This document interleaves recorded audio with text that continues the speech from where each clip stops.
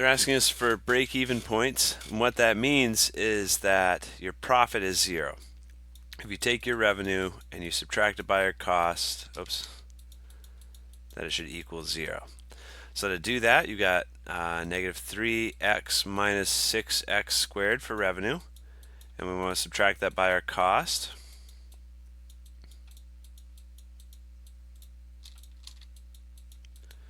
And we want to solve by setting that equal to 0. So if we do that, nothing to simplify over here. Over on the right side, look how I put the revenue, the cost in parentheses, because I'm subtracting the entire cost. So that's going to make me change all those signs inside the parentheses.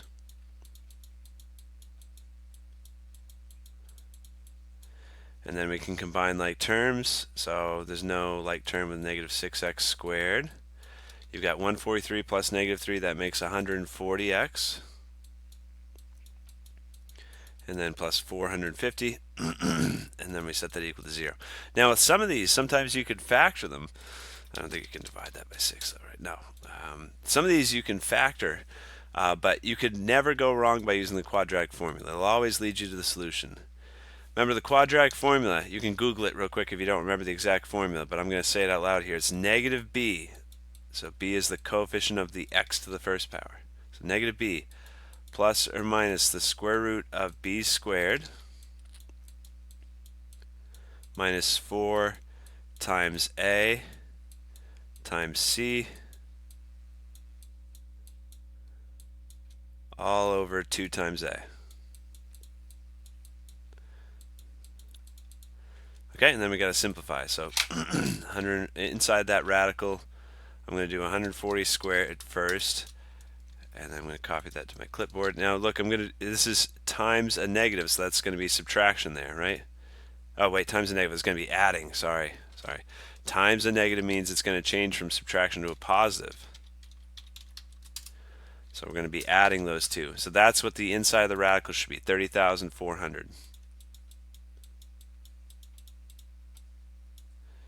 30,400 all over negative 12. Okay, and then to solve, we got to figure out what the square root of 30,400 is. It's this yucky number. Did they tell us to round? I'll check in just a second. And so you want to do that twice. You want to add and subtract. Okay, so with the quadratic formula, they do it once for addition. So that's plus 174.35596. It's all over negative 6 times, oh, we already got that, negative 12.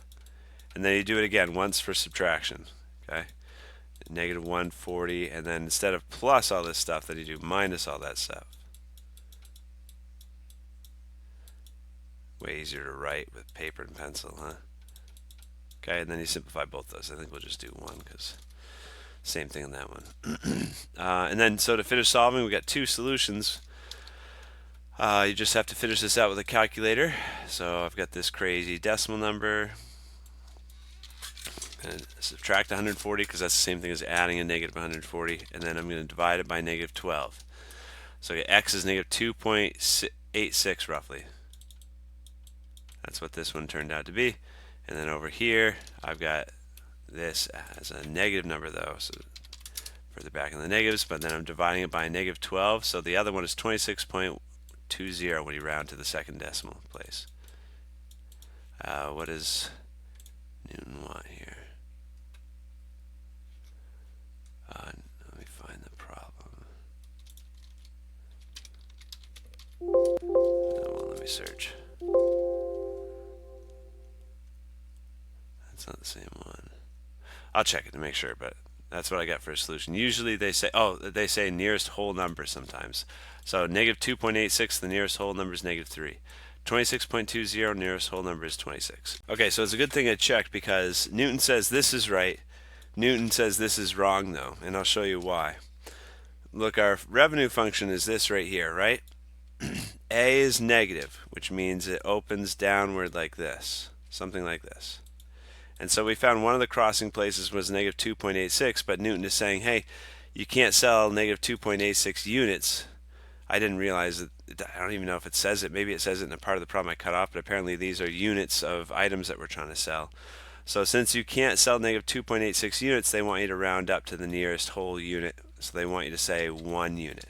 So if you get a negative number like I did, then well, make sure it's downward facing like this. And if it's downward facing, then 1 is one of your solutions. And then this other one, there's nothing wrong with that. 26 is the other solution.